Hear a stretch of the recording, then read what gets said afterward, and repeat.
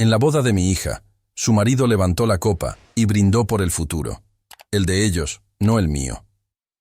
Luego, frente a todos los invitados, exigió que le entregara las llaves de mi rancho como regalo. Cuando me negué, me dio una cachetada. Un seco chasquido que resonó en el salón. Jamás olvidaré ese sonido. No alcé la voz. No dije una palabra. Solo me acomodé el saco, miré el rostro pálido de mi hija y me fui en silencio. Esa noche no llamé a la policía. Fui al desván, abrí una vieja caja de roble con llave, la que mi esposa me había dejado antes de morir. Dentro había una llave, una memoria USB y un número de teléfono privado. Ella me había dicho, si sucede lo peor, llama a ese número. Y esa noche, finalmente llamé. Pero antes de continuar, asegúrate de ya estar suscrito al canal y escribe en los comentarios. ¿Desde dónde estás viendo este video? Nos encanta saber hasta dónde llegan nuestras historias. Mi nombre es Benito Solís. Tengo 68 años y en mis manos llevo las marcas de 4 décadas, cultivando uvas en las laderas del Valle de Guadalupe. Estas manos son testigos de cada estación, cada cosecha, cada promesa hecha a Isabel. Mi esposa partió hace 3 años, pero su presencia aún impregna cada centímetro de este viñedo. A veces, cuando el sol se oculta tras las colinas y la brisa mece suavemente las vides, puedo jurar que siento su perfume en el aire. Este pedazo de tierra no es solo un negocio para mí. Es el recipiente de nuestras memorias, el legado que construimos juntos a través de sequías implacables y heladas devastadoras. Cada vid tiene una historia. Cada cosecha lleva nuestras esperanzas. Isabel siempre decía que plantábamos más que uvas. Plantábamos raíces para el futuro de nuestra familia. Nuestra hija, Sofía, creció corriendo entre las hileras de vides, sus rizos dorados brillando bajo el sol de verano. Conocía los ritmos de la tierra tan bien como nosotros, o eso creía. Quizás fue mi error no darme cuenta de cómo se alejaba de este mundo a medida que maduraba. Tal vez fue la ciudad la que la sedujo con sus luces y promesas. Fue en Monterrey donde conoció a Ricardo. Alto, impecablemente vestido, con una sonrisa que parecía calculada para encantar.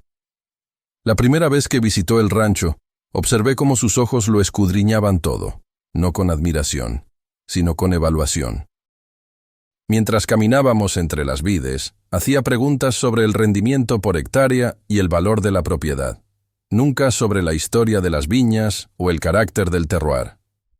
«¡Qué vista espectacular!», comentó una vez, de pie en la cresta de la colina que domina el lago de Chapala. «Imagina lo que se podría construir aquí». En ese momento, sentí un escalofrío recorrer mi espalda. No era solo el comentario, sino la forma en que sus ojos brillaron, la mirada de un depredador vislumbrando a su presa. Sofía estaba ciega. Veía en él solo el encanto superficial, el éxito en la ciudad, la promesa de una vida diferente a la que había conocido. Cuando anunciaron su compromiso, intenté compartir mis preocupaciones con ella, pero mis palabras cayeron en saco roto. «Tú no lo conoces como yo, papá», insistió, el rostro iluminado por esa luz especial que solo el amor joven puede traer. Él tiene grandes planes para nosotros, para el futuro. ¿Qué podía decir? Que sospechaba que esos grandes planes implicaban transformar nuestro viñedo en un resort de lujo, que veía la avaricia mal disimulada en cada pregunta aparentemente casual sobre la propiedad. ¿Sería solo un viejo terco intentando aferrarse al pasado? Decidí darle a Ricardo el beneficio de la duda. Por Sofía, siempre por Sofía. Los meses previos a la boda pasaron en un borrón de preparativos elaborados. Ricardo insistió en una celebración ostentosa. 200 invitados, un elegante salón a orillas del lago de Chapala, orquesta en vivo. Cada detalle exudaba exceso y teatralidad, tan diferente de la boda sencilla e íntima que Isabel y yo tuvimos bajo el viejo roble en el límite de la propiedad. La noche anterior al gran día, se realizó la cena de ensayo en un exclusivo restaurante junto al lago. Las luces titilaban en el agua oscura mientras observaba a mi hija al otro lado de la mesa. Parecía radiante junto a Ricardo, quien dominaba la conversación con su voz suave y controlada. Fue durante el postre que finalmente reveló sus cartas. «Benito», comenzó, inclinándose hacia adelante con esa sonrisa ensayada. «He estado pensando mucho en el legado del viñedo de Isabel. El uso deliberado de su nombre no me pasó desapercibido. Era una táctica, una forma de sugerir intimidad con una mujer que apenas había conocido. Con acceso directo a la orilla del lago, estamos hablando de un potencial de 10 millones en desarrollo. Un verdadero legado para Sofía». Los otros invitados en la mesa murmuraron con aprobación, pero todo lo que yo escuchaba era la palabra legado siendo pervertida ante mis ojos. Para él, legado significaba dólares. Para Isabel y para mí, significaba generaciones continuando el trabajo de la tierra con sus propias manos. Mientras él hablaba de piscinas infinitas y spas de lujo, mi mente regresó al día en que Isabel y yo plantamos nuestra primera hilera de vides. Nuestras manos incrustadas en ese suelo fértil y oscuro, nuestros corazones llenos de esperanza. Eso sí era un legado. Me limité a sonreír y responder: «Su valor no se mide en dólares, Ricardo». Sofía, siempre intentando apaciguar, puso su mano sobre el brazo de él. «Cariño, disfrutemos la noche». Comprendí entonces, con dolorosa claridad, que mi hija estaba completamente ofuscada por el brillo de su ambición. Ella veía a un hombre de éxito que podría darle el mundo. Yo veía a un hombre que tomaría el mundo de cualquiera para conseguir lo que quería. Esa noche, después de la cena, no pude dormir.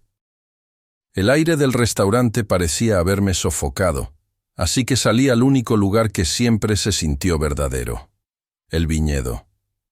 Bajo la luz plateada de la luna, las vides se erguían como centinelas silenciosos guardando una promesa antigua. Caminé hasta la vid más vieja, cerca de la división de la propiedad, y pasé la mano sobre el pilar de apoyo desgastado por el tiempo. 30 años atrás, Isabel y yo habíamos grabado nuestras iniciales allí. Podía sentir su presencia a mi lado, un calor reconfortante contra el aire frío de la noche. «Esta tierra es nuestra alma, Benito», me había dicho años antes de enfermar. Su voz era tan clara en mi memoria como las estrellas en el cielo. «Ella cuidará de nuestra familia, pero solo si nosotros cuidamos de ella. Nunca dejes que nadie la convierta en solo un número en un balance general». Fue entonces que recordé la sencilla caja de roble que había dejado en mi caja fuerte antes de partir. «Solo ábrela cuando realmente la necesites», me había instruido, con la mirada intensamente seria. «Cuando un hombre te muestre su verdadera naturaleza, créelo la primera vez». Tenía la sensación de que ese momento estaba llegando. La mañana de la boda amaneció con un cielo claro que parecía una mentira. Estaba en mi habitación en la posada, luchando con el nudo de la pajarita, cuando un golpe firme sonó en la puerta. Era Ricardo, ya impecable en su smoking, llevando un maletín de cuero negro. Cerró la puerta tras de sí, su rostro una máscara de determinación mal disimulada por una sonrisa tensa. «Tengo un regalo de bodas para Sofía y para mí», dijo, en voz baja y urgente. «Y tú eres el único que puede dárnoslo». Abrió el maletín sobre mi cómoda, revelando una propuesta diagramada profesionalmente. El título saltó a mis ojos: «The Thorn Estates and Winery at Seneca Lake», el título de la finca y viñedo en el lago Seneca.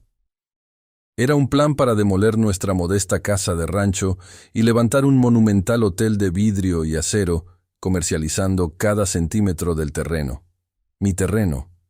Las imágenes mostraban a gente elegante riendo en un bar junto a la piscina, exactamente donde se encontraba la huerta que Isabel había cuidado con tanto amor. Mostraban un amplio estacionamiento en el lugar donde su roble favorito nos había dado sombra por décadas. «Es una simple transferencia de gestión de activos», explicó, deslizando una pluma y un documento hacia mí. «Vamos a crear una LLC, Sociedad de Responsabilidad Limitada. Legalmente, es la decisión más inteligente, te protege de los impuestos de herencia y maximiza las ganancias de la familia. Siempre invocaba el nombre de Sofía cuando quería algo. Lo usaba como escudo y llave al mismo tiempo. Ni siquiera miré los papeles. Solo lo encaré, viendo la avaricia cruda e indisimulable en sus ojos. Él interpretó mi silencio como duda, como una apertura. Mira, Benito, es hora de ser realistas. No te estás haciendo más joven. Este rancho es demasiado para que lo manejes solo. Es así como aseguras el futuro de tu hija. Es lo que ella merece. Empujé el maletín delicadamente de vuelta hacia él. Mis manos, las manos que él pensaba que solo servían para la agricultura, estaban firmes. Mi voz fue baja, pero llenó el pequeño cuarto. Mi respuesta sigue siendo no, Ricardo. Él no esperaba eso.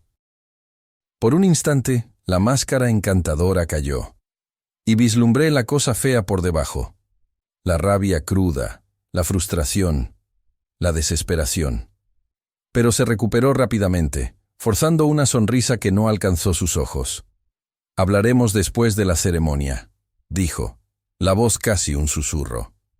Después de que hayas tenido tiempo para pensar en el futuro de tu hija. Salió, dejando la amenaza flotando en el aire entre nosotros. Comprendí entonces que la boda no era una celebración. Era un campo de batalla, y Ricardo acababa de declarar la guerra. La ceremonia en sí fue un borrón. Hice mi papel, entregué a mi hija, sonreí para las fotografías, estuve a su lado mientras hacía sus votos. Pero a cada minuto sentía el peso del enfrentamiento inminente. La recepción era todo lo que Ricardo le había prometido a Sofía. Candelabros de cristal derramaban luz dorada sobre los 200 invitados. El aire llevaba el aroma a rosas y perfumes caros. Una pequeña orquesta tocaba en un rincón, una suave melodía que debía sonar como alegría sin esfuerzo. Mi hija estaba radiante, moviéndose por el salón con una ligereza que no veía en ella desde la niñez. Su risa se mezclaba con la música. Cada vez que miraba a Ricardo, su rostro era la imagen perfecta del amor. Y cada vez que yo presenciaba eso, una parte de mi corazón dolía, porque sabía que el hombre que ella amaba era una ilusión. Para mí, todo el ambiente se sentía como un escenario. Las sonrisas eran ensayadas, las conversaciones guionizadas, y yo era el actor renuente en una obra cuyo libreto no había leído. Ricardo evitaba mi mirada, pero sentía su presencia. Un depredador rondando, esperando el momento justo para atacar. Entonces llegó. El suave tintineo de un tenedor contra una copa de champaña. Un silencio cayó sobre la multitud. Ricardo se puso de pie, tomando el micrófono. Se veía exactamente como el esposo encantador y exitoso que todos esperaban ver. «Solo quiero decir unas palabras», comenzó, con la voz suave y practicada. Habló bellamente sobre Sofía, llamándola su luz, su futuro, la mejor parte de sí mismo. Los invitados suspiraron de satisfacción. Sofía se secaba los ojos con una servilleta. Sentí un nudo en el estómago. Era el siguiente paso en su juego. Después de elogiar a su prometida lo suficiente, me miró directamente desde el otro lado del salón. «Y quiero agradecer a mi increíble suegro, Benito», dijo, su voz resonando con falsa sinceridad mientras el foco de luz me encontraba, atrapándome en la silla. Un hombre que conoce el valor del trabajo duro. Un hombre que construyó un legado desde cero con sus propias manos. Usó la palabra legado como si ya fuera el dueño, como si fuera un objeto que pudiera tomar y admirar. «Y esta noche», continuó, con la voz elevada por la emoción teatral, «esta noche él va a asegurar el futuro de ese legado». Hizo una pausa, dejando que creciera el suspenso. Sentí 200 pares de ojos sobre mí. No me moví, no respiré. Para demostrar su fe en la próxima generación, como su mayor regalo de bodas para su única hija, esta noche Benito nos va a dar las llaves del viñedo de Isabel para que podamos guiarlo hacia un nuevo futuro próspero. Las palabras me golpearon como un puñetazo físico. El salón explotó en aplausos. Para los invitados parecía un gesto hermoso y generoso. Un padre pasando la estafeta. Ellos no veían el arma que él apuntaba a mi cabeza. Miré a Sofía. Su rostro era una máscara de alegría pura y genuina, lágrimas cayendo por sus mejillas mientras me sonreía, y luego a su nuevo marido. En ese momento, ella creyó. Creyó esa hermosa mentira, esa generosa historia que él había creado. Y esa fue la parte más dolorosa de todas. Ella no tenía idea de que estaba aplaudiendo mi ejecución. Los aplausos finalmente cesaron, reemplazados por un murmullo bajo de conversación mientras la orquesta recomenzaba. Pero el espectáculo no había terminado. Ricardo le entregó el micrófono al padrino y comenzó a moverse entre las mesas. Caminaba con determinación, un paso confiado que lo trajo directamente hasta mí. Un fotógrafo, sintiendo el momento, lo siguió unos pasos atrás. Ricardo se inclinó, su rostro cerca del mío. La sonrisa encantadora aún estaba estampada para beneficio de los invitados, pero sus ojos estaban fríos y duros como piedra. «Las llaves, Benito», susurró, un silbido bajo la música. «Ahora, no vamos a arruinar su día perfecto». Miré a mi hija, que nos observaba con una expresión ligeramente confundida, pero aún confiada. Miré de vuelta al hombre con el que se había casado. «Te lo dije esta mañana, Ricardo», respondí, mi voz casi inaudible. «No». La sonrisa en su rostro vaciló. Por un segundo, solo un segundo, vi la máscara caer completamente. «No seas un viejo tonto y sentimental», siseó, los nudillos blancos mientras agarraba el respaldo de una silla. «Esto va a suceder. Dame las llaves». «No», repetí. Era la única palabra que me quedaba. Su rostro se contrajo. «Escucha, viejo», escupió, la voz venenosa. «Yo soy el hombre de esta familia ahora, de su familia. Harás lo que te diga. Me darás las llaves». Simplemente negué con la cabeza, un pequeño gesto final de desafío. Y entonces sucedió. Su mano fue un borrón. El sonido fue un chasquido agudo y feo, que pareció succionar todo el aire del ambiente. La música se detuvo abruptamente. 200 conversaciones murieron a mitad de frase. Su mano golpeó mi mejilla con fuerza. El impacto echó mi cabeza hacia atrás y, por un momento, los candelabros brillantes parecieron inclinarse y balancearse. Un sabor metálico invadió mi boca. En el silencio ensordecedor que siguió, solo escuché un único sonido brutal. El chasquido del flash de la cámara del fotógrafo, capturando mi momento de humillación suprema para la eternidad. Escuché a Sofía gritar mi nombre, un sonido de puro shock y horror. «Ricardo, ¿qué hiciste?» Lentamente, empujé mi silla hacia atrás y me puse de pie. Mi mejilla ardía, un dolor palpitante que parecía irradiar por todo mi cuerpo, pero no la toqué. No miré a Ricardo. Miré solo a mi hija, a su rostro horrorizado y cubierto de lágrimas. Vi la ilusión deshacerse en sus ojos. Sostuve su mirada por un largo momento, transmitiendo todo el amor y toda la tristeza que sentía. Luego, sin decir una palabra, me acomodé el saco. Di la espalda a mi yerno, a los rostros choqueados de los invitados, a los destrozos del día perfecto de mi hija, y caminé. No corrí. Caminé a un ritmo constante y deliberado a través de la multitud silenciosa, mis pasos resonando en el suelo pulido. Pasé por las imponentes flores y el pastel a medio comer. Caminé hacia las puertas dobles y no miré hacia atrás. Las empujé y salí a la noche fría y oscura, dejando atrás la jaula dorada de la celebración. El camino a casa fue un borrón de carreteras oscuras y curvas familiares. Mi mejilla palpitaba con un ritmo sordo e insistente, un recordatorio físico de la humillación. Cada pulsación se hacía eco del chasquido que había silenciado un salón lleno de gente. Pero mis manos en el volante estaban firmes. El shock había pasado, dejando algo frío y pesado en su lugar. Propósito. La rabia no era solo una oleada de furia, como aprendí esa noche silenciosa. Podía ser fría, podía ser paciente, podía ser combustible. No estacioné frente a la casa. La luz del porche estaba encendida, tal como siempre la dejaba. Por un momento doloroso, pude imaginar a Isabel esperándome despierta, lista con una taza de té caliente y una pregunta en voz baja. Ese era un recuerdo que no podría soportar esa noche. La casa era un lugar de familia, de amor, y ahora, de una profunda traición. Se sentía contaminada. En su lugar, conduje hasta la parte trasera de la propiedad, escuchando la grava bajo mis neumáticos, el único sonido en el mundo dormido. Estacioné junto a la bodega, abrí la pesada puerta de roble y entré.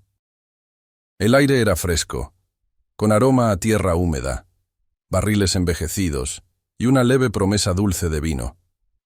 Este era mi espacio, un lugar de trabajo, un lugar de razón. No había fantasmas de risas allí, solo el proceso tranquilo y digno de transformar fruta y tiempo en algo valioso. Pasé por los grandes tanques de acero inoxidable y la silenciosa línea de embotellado hasta la pequeña oficina en el fondo. Era sencilla. Solo un escritorio, un archivador y una ventana con vista a la primera hilera de vides. Ahora solo formas oscuras contra el cielo estrellado. Me senté en la silla de cuero gastada. El crujido familiar un pequeño consuelo en el vasto silencio. No encendí la luz principal, solo la pequeña lámpara verde de banquero en mi escritorio. Por un largo tiempo me quedé allí, escuchando el zumbido de las unidades de refrigeración, dejando que la fría resolución se asentara profundamente en mis huesos. Luego tomé el teléfono. Mis dedos se sabían el número de memoria. El teléfono sonó 2 veces antes de que contestara. «Joaquín», respondió, la voz ronca de sueño. Joaquín López fue mi abogado por 30 años y mi amigo por 40. Me ayudó a redactar los primeros contratos para el rancho y sostuvo mi mano en el funeral de Isabel. «Joaquín, soy Benito». Mi voz sonó distante, como si perteneciera a otra persona. Estaba completamente vacía de la tormenta que rugía dentro de mí. Hubo una pausa y luego el crujido de las sábanas. «Benito, son más de las 12. ¿Qué pasó? ¿Es Sofía?» «Sofía está bien», dije. «Pero él lo hizo, Joaquín. En la recepción, frente a todos. Se lo expliqué todo». Mantuve mi voz calmada, relatando los hechos como si estuviera describiendo un problema con el sistema de riego o una helada tardía. El discurso, la exigencia pública por las llaves, mi negativa, la cachetada. Mientras hablaba, podía imaginar a Joaquín al otro lado de la línea, sentado en su cama, pasándose la mano por el cabello gris, su mente aguda ya armando las piezas. Cuando terminé, el silencio al otro lado de la línea fue pesado. Finalmente, habló, y su voz ya no estaba soñolienta. Estaba completamente despierta. «Bien, Benito, escúchame con atención. No llames a Sofía, no llames a nadie más. No abras la puerta si aparecen, solo cierra todo, quédate quieto y espera. Estaré allí a primera hora, alrededor de las 7. «De acuerdo, Joaquín», respondí. «Y Benito», agregó, la voz firme. «Abre la caja. Es hora». No necesitó especificar qué caja. Habíamos hablado de ello 6 meses antes, después de que Ricardo intentara aconsejarme sobre mis finanzas, presentándome un plan complicado que, esencialmente, transfería el control del rancho a él. Me negué en esa ocasión también, pero el intento fue un disparo de advertencia. Fue entonces que le conté a Joaquín sobre el último regalo de Isabel. Joaquín lo había llamado la póliza de seguro de Isabel. Tenía razón. Isabel siempre veía a las personas como realmente eran, mucho antes que yo. Ella había visto la podredumbre en Ricardo desde el principio. Colgué el teléfono y me quedé sentado, en la oscuridad silenciosa de mi oficina. La rabia seguía allí, un fuego bajo ardiendo. Pero ahora tenía dirección. Tenía propósito. Me levanté y caminé hacia la vieja caja fuerte de hierro detrás de mi escritorio, la que guardaba 40 años de registros y toda la historia del trabajo de nuestras vidas. Mis manos no temblaron mientras giraba el dial hacia la combinación que Isabel y yo habíamos elegido en nuestro 10º aniversario. La pesada puerta se abrió con un bajo crujido, revelando pilas organizadas de archivos. Y allí, encima de una pila de escrituras de propiedad, estaba una sencilla caja de roble, sin barniz, sin cerradura, solo el toque suave de la madera genuina. El trabajo de mis propias manos, de un trozo de roble que había caído en una tormenta mucho tiempo atrás. La tomé y la puse bajo la luz de la lámpara. La guerra había comenzado, y este era mi arsenal. Sentado en el silencio, contemplé la caja por un momento antes de levantarla. No era un joyero ornamentado. Era una caja de herramientas, resistente y fiel, unida en las esquinas con ensambles de cola de Milano que aprendía a hacer en mi juventud. La había hecho para que Isabel guardara sus semillas de jardinería. En su lugar, ella había guardado otras cosas. La puse bajo la luz. La madera era cálida y familiar bajo mis dedos. Por un momento dudé. Pensé en lo que podría encontrar dentro. Una última carta, tal vez, o una fotografía descolorida de nuestra juventud. Una parte de mí quería el consuelo del sentimentalismo, un recuerdo al que aferrarse en la tormenta. Pero conocía a Isabel mejor que eso. Ella era práctica. Ella era una luchadora, y me había dejado un arsenal. Levanté la tapa. No había olor a flores secas o papel viejo. Lo primero que vi fue un pequeño libro de contabilidad de cuero negro. Era sencillo, del tipo que comprarías en cualquier papelería. Lo abrí. Las páginas estaban llenas de la letra elegante y precisa de Isabel. No era un diario, era un registro. Mi respiración se quedó atrapada en mi garganta. Cada entrada estaba fechada y anotada con un propósito. $5,000 el 12 de junio de 2022, decía la primera, para el enganche de su apartamento. Recordé ese día. Ricardo vino a nosotros lleno de excusas, diciendo que el banco había retrasado su bono. Era para Sofía, por supuesto. Siempre fue para Sofía. Pasé la página. $10,000 el 5 de abril de 2023, para reparaciones urgentes del auto. Otro recuerdo. Otra historia de mala suerte de Ricardo. Página tras página, la misma historia se repetía. $3,000 para una emergencia dental. $7,000 para cubrir un impuesto mal calculado. Una docena de cantidades menores para cosas que juró que pagaría a fin de mes. Nunca pagó. Era una crónica meticulosa de sus mentiras y de nuestra generosidad. Hice las cuentas mentalmente mientras hojeaba, pero no necesité. En la última página, Isabel ya lo había hecho por mí. El monto final, en la parte inferior, estaba doblemente circulado en tinta roja. 75,000. Una deuda de gratitud que él había pagado con una cachetada. Debajo del libro de contabilidad había una sencilla memoria USB plateada. Se sentía fría e impersonal. Mi vieja laptop de oficina cobró vida, la pantalla recortando un rectángulo azul en la oscuridad. Inserté la USB en el puerto. Una única carpeta apareció en la pantalla, etiquetada simplemente como Finanzas RT. No eran fotos.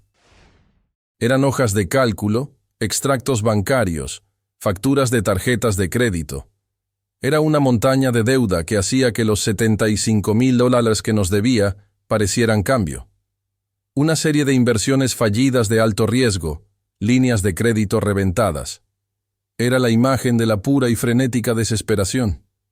Me pregunté cómo lo había conseguido. Y luego vi una pequeña nota doblada en el fondo del libro de contabilidad. La abrí, reconociendo de inmediato su letra.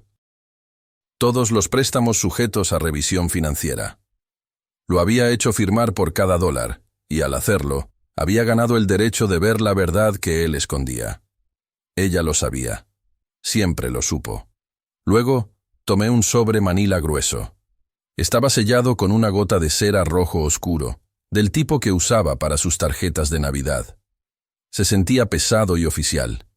Cuidadosamente escritas a máquina en el frente, estaban las palabras contrato de sociedad y prioridad de preferencia. Y debajo de eso, Inversiones Aguilar. El nombre me golpeó como un fantasma del pasado. Inversiones Aguilar, don Alejandro Aguilar.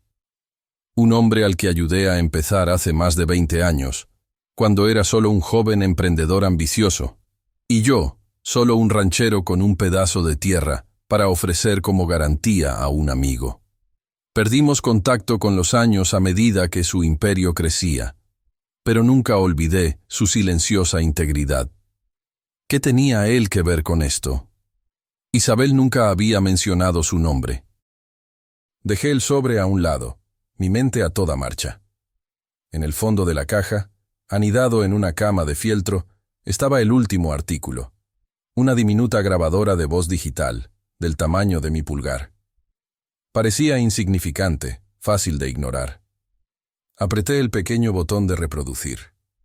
Un suave silbido, y luego una voz. Era Ricardo. Su voz estaba impregnada de esa falsa sinceridad que ahora conocía también. Isabel, por favor, sé razonable, decía. Piensa en esto como desbloquear el valor de tus activos. Benito es un gran ranchero, pero es demasiado sentimental para ver el panorama general. Luego escuché la voz de mi esposa. Estaba más débil de lo que recordaba, desgastada por la enfermedad, pero seguía siendo acero puro. Ricardo, el panorama general es el que ves desde el porche de enfrente, no el de la hoja de cálculo de un banquero. El rancho no es un activo, es nuestra casa. La respuesta es no. Y te pido que no vuelvas a tocar este tema a espaldas de mi marido.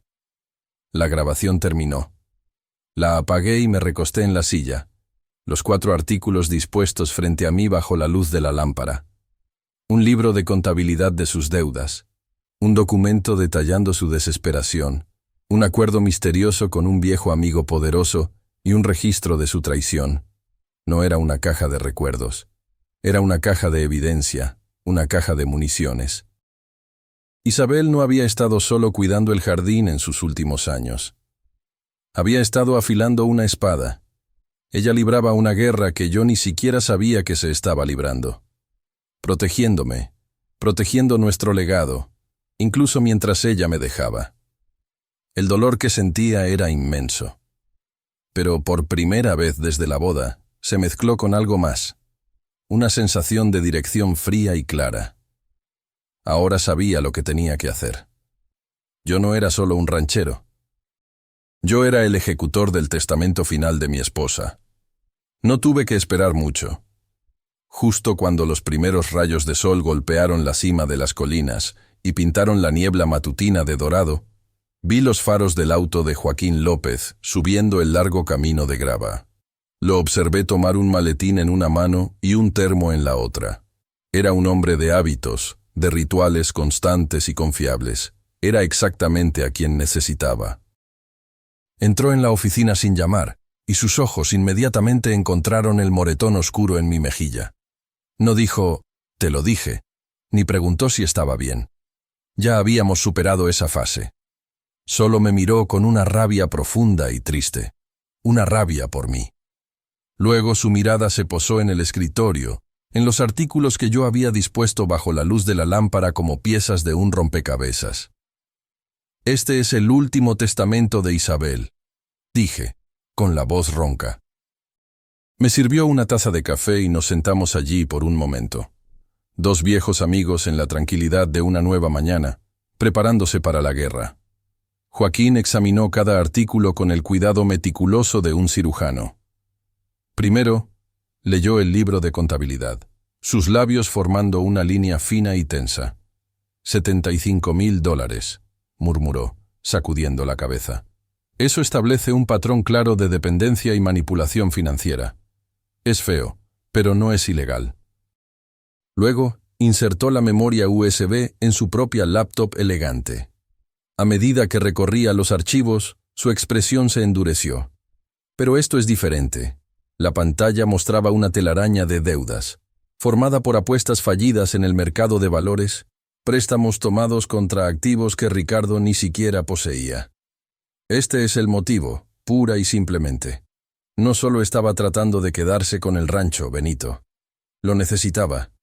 Está endeudado hasta el cuello.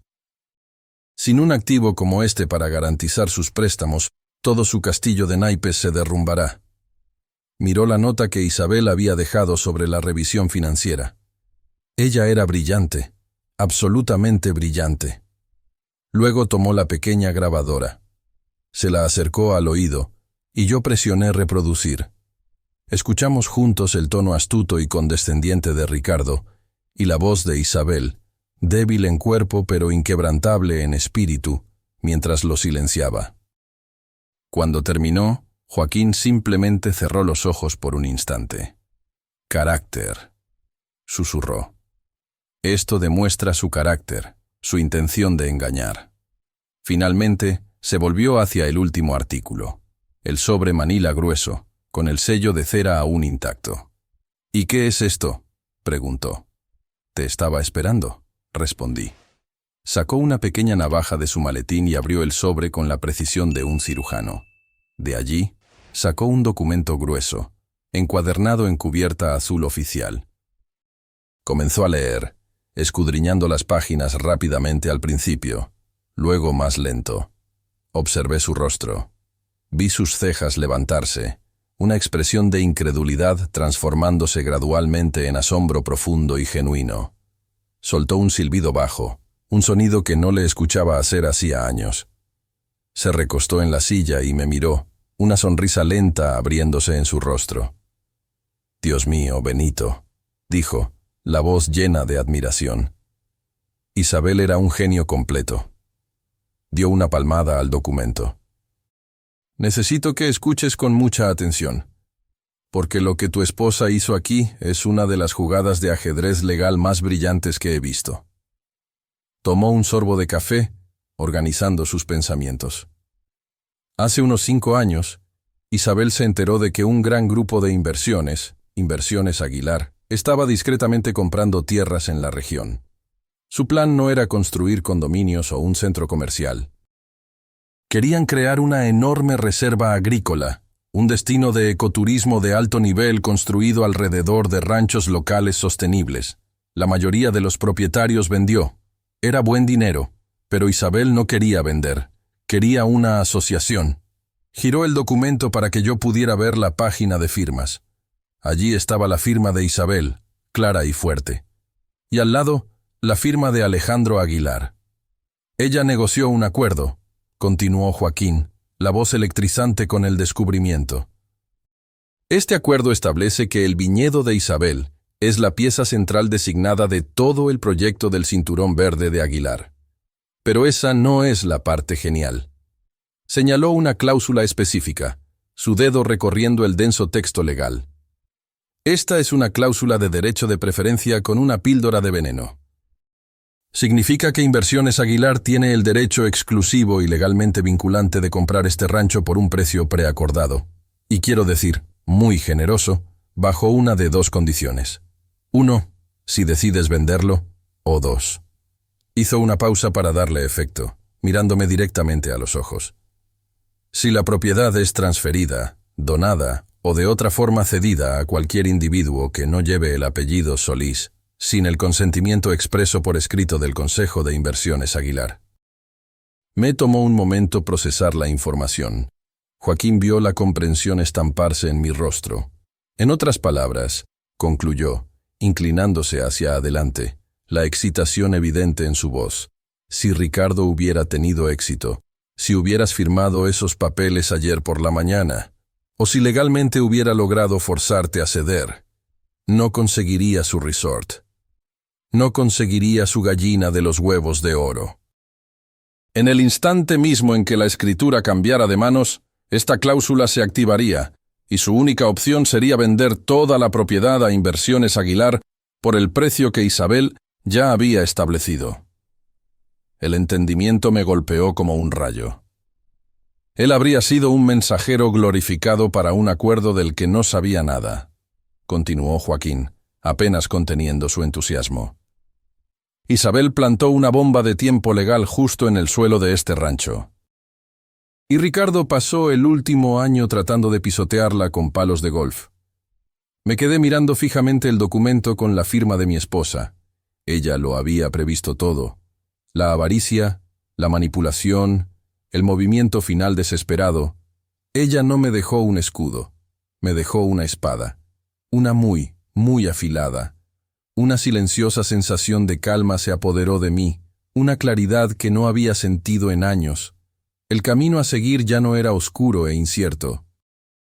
Estaba iluminado por el brillo de la mujer que amé durante 40 años. Miré a Joaquín. El tiempo del luto había terminado.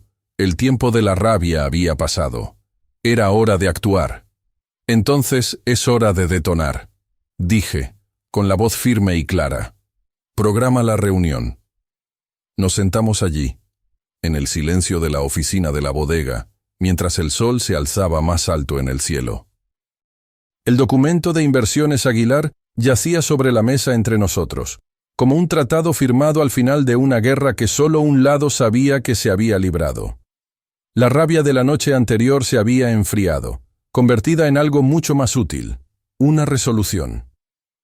Joaquín pasó la primera hora al teléfono, su voz baja y tranquila, mientras hablaba con sus contactos, verificando la legalidad del acuerdo y los registros del condado. Todo estaba impecable. Isabel no había dejado cabos sueltos. Finalmente, Joaquín levantó la vista de sus notas, su rostro serio. Todo está en orden, Benito. El acuerdo está activo y es legalmente vinculante. No pueden tocar el rancho. Ahora solo nos queda esperar a que él haga el próximo movimiento. Negué con la cabeza. No, no vamos a esperar. Isabel esperó. Yo esperé. Se acabó la espera. Miré a Joaquín y él vio la nueva dureza en mis ojos. Ella nos dejó un arma. Quiero usarla. Quiero que sepa quién tiene el control ahora. Joaquín asintió lentamente, una pequeña sonrisa en sus labios. ¿Qué tienes en mente? Toma la decisión, Joaquín, dije. Avisa a Aguilar que estoy al tanto del acuerdo. Avísale que hubo un intento de terceros de obtener el control fraudulento del activo central de su proyecto. No hagas amenazas, solo expón los hechos. Luego veremos qué tan rápido caen las piezas del dominó. Joaquín tomó el teléfono. No necesitó buscar un número. Hizo una única llamada discreta, no al propio don Alejandro Aguilar, sino a la oficina de su asesor legal. Su mensaje fue breve, profesional y devastadoramente tranquilo. Llamo en nombre de Benito Solís, propietario del viñedo de Isabel, dijo. Llamamos para reafirmar nuestro compromiso con el acuerdo de asociación protocolizado. También nos gustaría informar que un intento hostil de asegurar el control de este activo fue realizado por el señor Ricardo Torres. Hizo una pausa. Sí, Torres. Solo queríamos asegurarnos de que todos los socios estuvieran al tanto de la potencial inestabilidad. Gracias por su tiempo. Joaquín y yo no lo sabíamos entonces, pero esa simple llamada telefónica causó una onda en todo el mundo. Una onda que estaba a punto de convertirse en un tsunami con destino a una pequeña isla en medio del Océano Pacífico. Más tarde, armaría las piezas de lo que sucedió a continuación. Me lo imagino a Ricardo en Tulum, sentado en la cubierta de un bungalow sobre el agua. El mar turquesa tan cristalino que se podían ver los peces de colores nadando bajo sus pies. Estaría en medio de su gran gira de disculpas, intentando reparar el daño que había causado. Sofía estaría sentada allí, dolida y confundida, queriendo creerle. Él estaría volcando todo su encanto en ello, con la voz suave y llena de arrepentimiento. Fue la presión, Sofía, puedo oírlo decir, sosteniendo sus manos. La boda, los negocios, el estrés de todo, fue imperdonable. Lo sé, pero no fui yo. El hombre con el que te casaste es el hombre que está aquí contigo ahora mismo, en el paraíso. Probablemente estaba culpando al champaña, al cansancio, a cualquier cosa, menos a la oscuridad en su propio corazón. Probablemente estaba justo empezando a reconquistarla, intentando reconstruir la hermosa jaula que le había construido. Y entonces un pequeño e insistente ping de su celular sobre la mesa, junto a un vaso de jugo de naranja a medio terminar. Una interrupción. Él habría mirado el aparato, irritado. Su expresión habría cambiado al instante. La calidez artificial se habría desvanecido, reemplazada por un enfoque frío y penetrante. El primer correo electrónico que Joaquín descubrió más tarde era del principal banco de inversión que financiaba su grandioso proyecto de resort. El asunto era brutalmente directo. Urgente. Financiación de Helios Finger Lakes suspendida. Puedo visualizar su pulgar deslizando frenéticamente para abrirlo. El texto habría sido frío y corporativo. Su socio mayoritario, fuente del 90% de su capital, se había retirado inesperadamente, citando nueva información sobre la inestabilidad de importantes activos locales. El proyecto estaba congelado de inmediato. Su sueño estaba muerto. Apenas estaría procesando eso, un nudo de puro pánico apretándose en su pecho, cuando llegó un segundo correo electrónico. Otro ping. Este era del Consejo de Inversiones Aguilar, una empresa con la que estaba profundamente endeudado por otro emprendimiento no relacionado. El asunto convocaba a una reunión de emergencia del Consejo. El correo le informaba que su presencia era requerida en la sede de la empresa en Ciudad de México, en 48 horas para discutir violaciones materiales del deber fiduciario y exposición financiera. El primer correo era una alarma de incendio.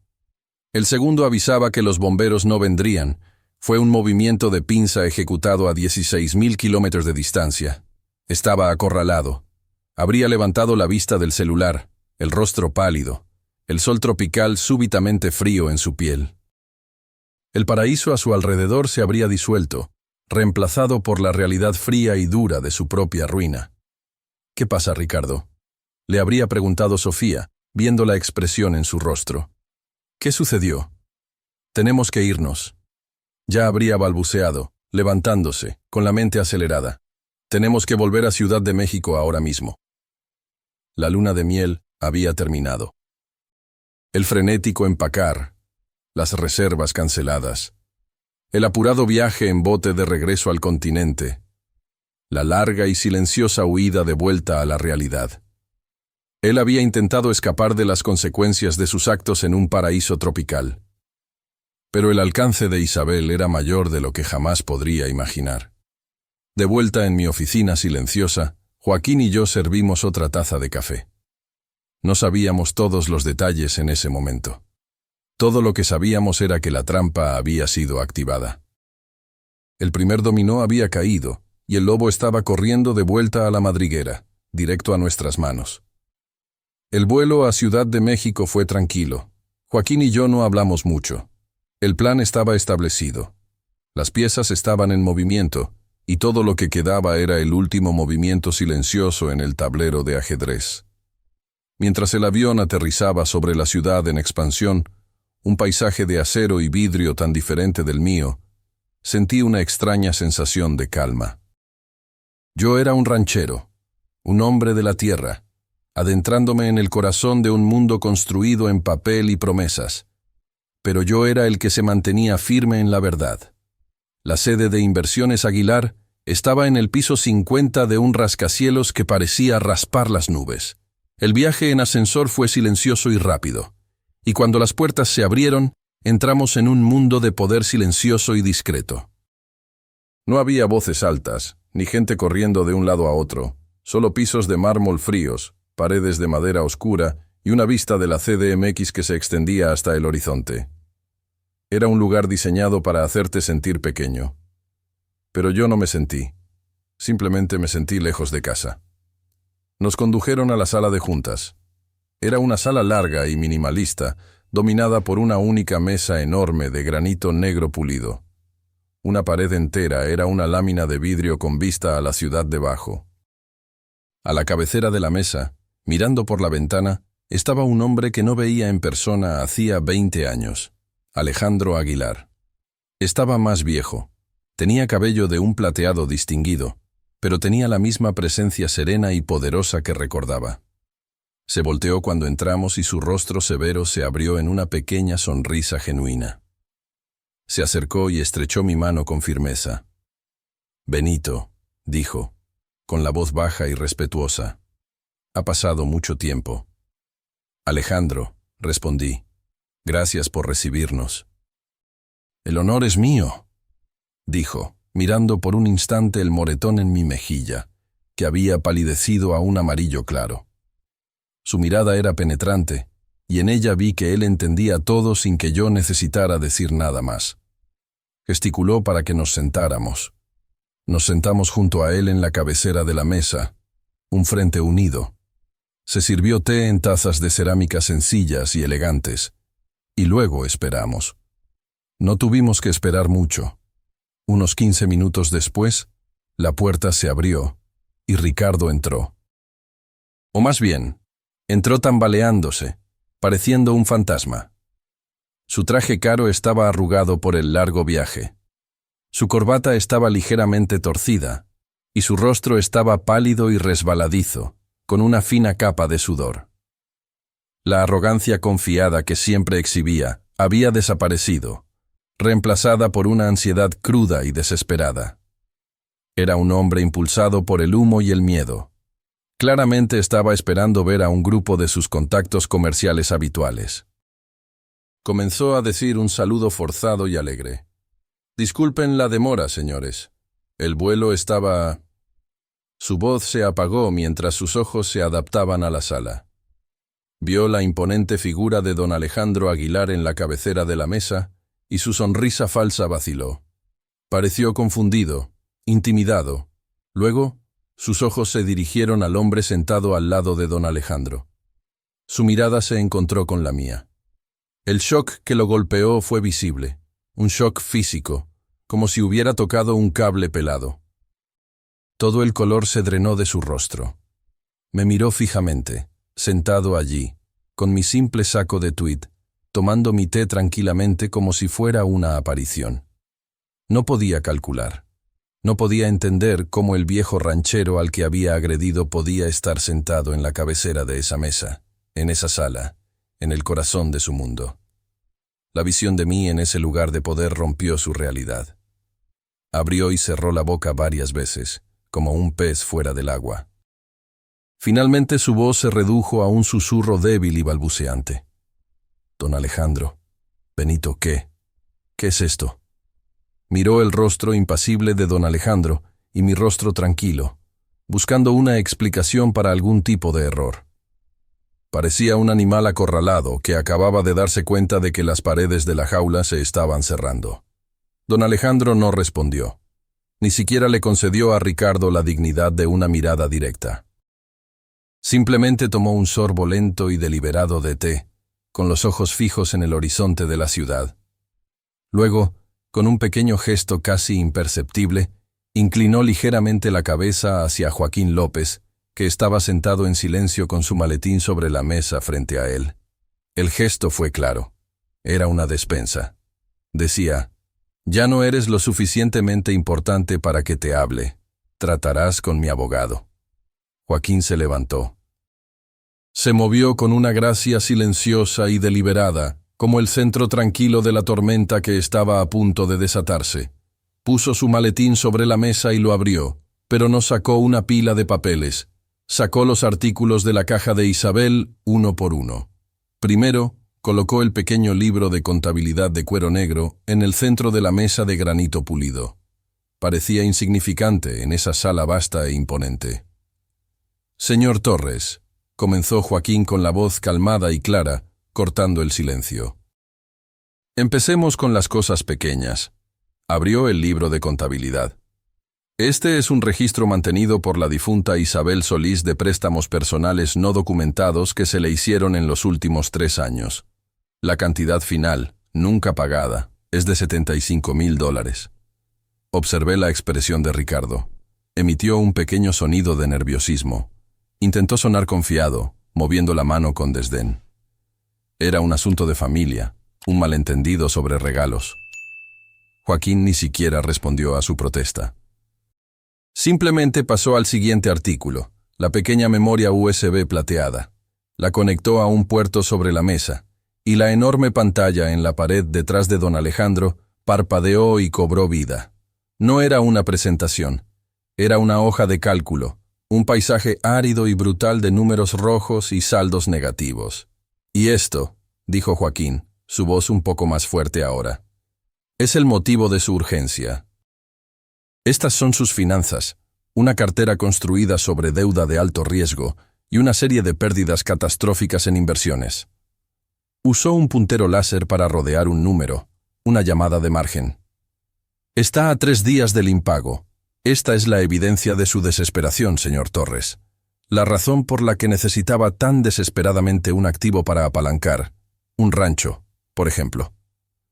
Ricardo miró fijamente la pantalla, ante la exhibición pública de sus fracasos personales. Una gota de sudor corrió por su sien. Comenzó a balbucear algo sobre la volatilidad del mercado, pero Joaquín ya estaba hablando. Puso la pequeña grabadora digital sobre la mesa. Y finalmente, dijo Joaquín, una cuestión de carácter. Presionó reproducir. De repente, la sala se llenó de la voz del propio Ricardo, áspera y condescendiente. Isabel, por favor, sé razonable. Piensa en esto como desbloquear el valor de tus activos. Benito es un gran ranchero, pero es demasiado sentimental para ver el panorama general. Luego escuchamos la voz de mi esposa, un fantasma en la máquina, y mi corazón dolió. Era débil, pero era acero puro. Ricardo, el panorama general es el que ves desde el porche de enfrente, no el de la hoja de cálculo de un banquero. El rancho no es un activo. Es nuestra casa. La respuesta es no. La grabación se detuvo, dejando un silencio aún más profundo a su paso. Ricardo se encogió en su silla, el rostro rojo y manchado. No podía mirarme. No podía mirar a nadie. Joaquín dejó que el silencio se cerniera por un largo momento antes de volver a hablar. Todo esto, dijo, gesticulando hacia la evidencia, es despreciable. Muestra un patrón de manipulación, engaño y profunda falta de respeto. Su voz se hizo más grave. Pero esto es ilegal. La pantalla cambió. En texto nítido y claro, se mostró el contrato de asociación oficial protocolizado entre Isabel Solís e Inversiones Aguilar. La esposa de mi cliente, la señora Isabel Solís, estableció este contrato vinculante hace 5 años. Cualquier intento suyo de tomar el control de ese rancho, señor Torres, constituye un esfuerzo deliberado y fraudulento para interferir con un contrato económico preexistente. Eso es un delito. Fue entonces que don Alejandro Aguilar finalmente habló. Su voz no era alta, pero dominó toda la sala. Giró la cabeza lentamente y miró a Ricardo por primera vez. «Señor Torres», dijo en voz baja y firme, ¿sabe por qué la señora Solís vino a mí hace tantos años? Ricardo, con una expresión completamente derrotada, solo pudo negar con la cabeza. Fue porque hace 20 años, continuó don Alejandro mirándome, cuando mi empresa no era más que una idea y un presupuesto ajustado. Estaba al borde de la quiebra. Los bancos se negaron a darme un préstamo. Dijeron que yo era un riesgo demasiado grande. Hizo una pausa, y su mirada se dirigió a Ricardo. Pero un hombre no me rechazó. Un hombre, un joven ranchero que apenas me conocía, vio algo en lo que valía la pena creer. Él fue el garante de mi primer préstamo comercial y lo respaldó con una porción de 4 hectáreas de su propio rancho. Ese hombre era Benito Solís. El silencio en la sala era absoluto. Era el silencio de una verdad tan profunda que no necesitaba adornos. Ricardo estaba boquiabierto. Finalmente entendió que no había entrado en una reunión de negocios. Había entrado en un ajuste de cuentas. Isabel no vino a mí para tender una trampa comercial, continuó don Alejandro, con la voz cargada de una rabia fría y justificada. Ella vino a mí para proteger a un amigo de la familia. Este acuerdo no tenía fines de lucro. Era un voto entre 2 personas que entendían el significado de lealtad. Se levantó entonces, una figura imponente de autoridad silenciosa. Usted intentó defraudar el legado de una mujer a la que tengo en la más alta estima, dijo, su voz casi un susurro, pero cada palabra sonaba como un martillazo.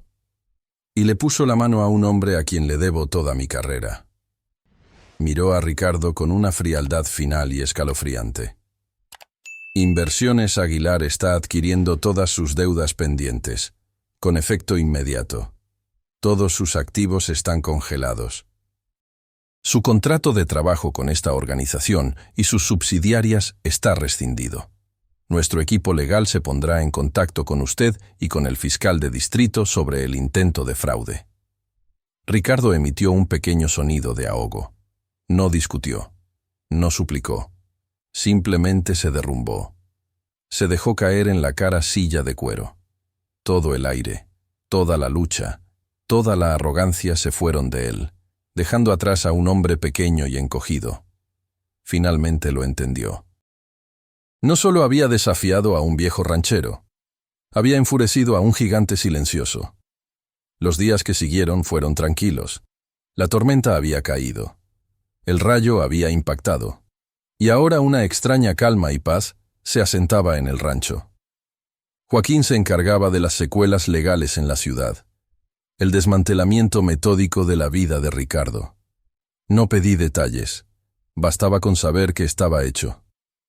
Regresé a mi propio mundo, a los ritmos familiares de la tierra. Pasé mis días en el campo oeste, donde las vides más jóvenes comenzaban a establecerse. Era un trabajo delicado, entrenando los nuevos brotes, quitando las malezas que podrían sofocar su crecimiento. Se sentía correcto. No estaba solo cuidando el pasado, estaba nutriendo el futuro. Cerca de 2 semanas después de la reunión en Ciudad de México, vi un auto que venía por la entrada de grava.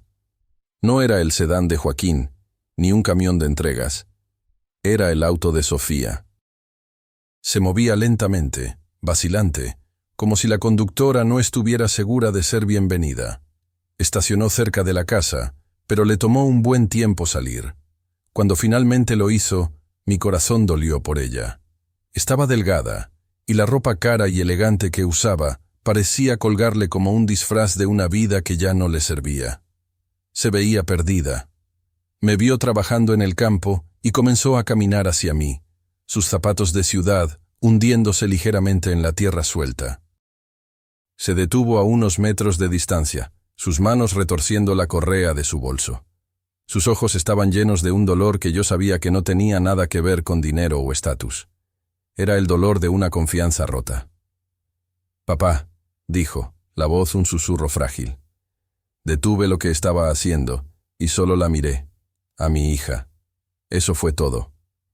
Su rostro se contrajo, y las lágrimas que había estado conteniendo finalmente cayeron, primero silenciosamente, luego en grandes sollozos temblorosos. Se tambaleó hacia adelante, y yo la encontré a mitad de camino, envolviéndola en mis brazos. Se sintió tan pequeña. Ella hundió su rostro en mi hombro, y yo simplemente la sostuve como lo hacía cuando era una niña pequeña que se raspaba la rodilla. Estaba tan ciega, logró decir finalmente, la voz amortiguada por mi camisa. Lo siento mucho, papá.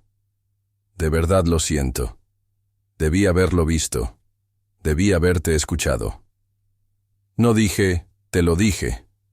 No dije que estaba bien, porque no lo estaba. Las heridas eran reales y necesitarían tiempo para sanar. En su lugar, solo la sostuve hasta que lo peor de los sollozos pasó. Luego, la aparté suavemente y limpié una lágrima de su mejilla con mi pulgar. Me quité mis guantes de trabajo embarrados y caminé hasta el pequeño cobertizo de herramientas al borde del campo. Regresé con un par nuevo y limpio. Eran pequeños, hechos para las manos de Isabel, pero le servirían a Sofía. Se los extendí. Ella los miró, confundida. La tierra siempre perdona, Sofía, dije suavemente. No le importan los errores que cometiste la temporada pasada. No recuerda la sequía o la helada. Solo le importa lo que estás dispuesta a plantar hoy. Ella tomó los guantes, sus dedos recorriendo el cuero limpio. Un pequeño atisbo de esperanza brilló en sus ojos. Empezamos de nuevo, dije. Justo aquí, juntos. 6 meses pueden sentirse como una eternidad o un largo suspiro después de una tormenta. Para nosotros, fueron ambas cosas. El otoño llegó al Valle de Guadalupe, pintando las laderas con pinceladas de dorado y carmesí. El aire se enfrió y las vides colgaban cargadas de uvas moradas, el resultado de una temporada de trabajo duro y curación. El rancho ya no estaba en silencio. Estaba vivo con un nuevo tipo de energía. Un zumbido silencioso de propósito. Lo primero que veías al entrar a la propiedad era el nuevo cartel. Estaba tallado en una única pieza de roble de un árbol que había caído algunos inviernos antes. Las letras eran sencillas y claras. Fundación Isabel y Benito Solís para la Agricultura Sostenible, en asociación con Inversiones Aguilar. Era una declaración, una afirmación de que esta tierra no era solo para nosotros, sino para el futuro. Ese futuro caminaba ahora entre las vides. A menudo me quedaba cerca de la bodega y solo observaba a mi hija. Sofía había encontrado su lugar no en el piso pulido de un rascacielos de la ciudad, sino en el suelo rico y oscuro de su hogar. Ese día, lideraba a un grupo de estudiantes de agricultura de la universidad local, explicándoles el delicado proceso de probar el contenido de azúcar de las uvas. Se movía con una renovada confianza, gesticulando con sus manos con la fácil familiaridad de alguien que pertenece al lugar. La ropa de diseñador había desaparecido, reemplazada por jeans gastados y botas resistentes. Ya no estaba disfrazada. Vestía su propia piel y era hermosa. Más tarde esa tarde, tuve una visita. El auto negro de Alejandro Aguilar era una vista familiar ahora, pero nunca venía para una reunión formal. Venía como amigo. Caminamos juntos, dos viejos, por las hileras de vides, el sol poniente proyectando largas sombras detrás de nosotros. No hablamos de negocios o contratos. Hablamos del clima, de la calidad de la cosecha, de las cosas sencillas y buenas que componen la vida. Nos detuvimos en la cima de la colina, en el lugar con vista al lago donde Isabel y yo habíamos grabado nuestras iniciales hacía tanto tiempo. Yo había traído 2 copas y una botella de nuestra cosecha más reciente. La primera que Sofía ayudó a supervisar de principio a fin. Vertí el líquido rojo oscuro en las copas, y el aroma de cerezas oscuras y roble se elevó hacia el aire fresco del otoño. Le entregué una copa a Alejandro. La levantó contra la luz, admirando el color. La hizo girar una vez, y luego me miró, con los ojos llenos de un respeto profundo y sereno. Levantó su copa. «Por Isabel», dijo, con la voz suave pero clara. Levanté mi copa para encontrar la suya, el cristal haciendo un pequeño y nítido tintineo en el silencio del viñedo. Miré más allá de él, donde podía ver a Sofía riendo con sus estudiantes. Vi el legado no en el cartel o en la asociación, sino en ella, en la vida que se estaba reconstruyendo, más fuerte y más verdadera que antes. «Por las cosas que perduran», respondí. Bebimos. El vino era bueno, sabía a sol, a tierra y a promesas cumplidas. El orden había sido restaurado en mi mundo, no por un acto de venganza, sino por un acto de respeto. No se trataba de destruir lo que estaba mal, sino de construir lo que estaba bien. Y supe, mientras estaba allí junto a mi amigo, observando a mi hija encontrar su camino de vuelta a casa, que esa era una fundación que perduraría por generaciones.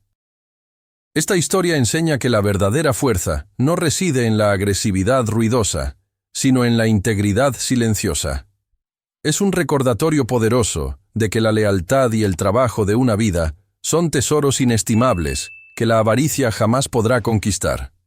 El respeto por el pasado, construido sobre principios, es el único cimiento verdadero para un legado duradero. Ahora si te gustó esta historia, haz clic en este próximo video que está apareciendo en la pantalla porque en él la historia de traición y revuelta como nunca has visto antes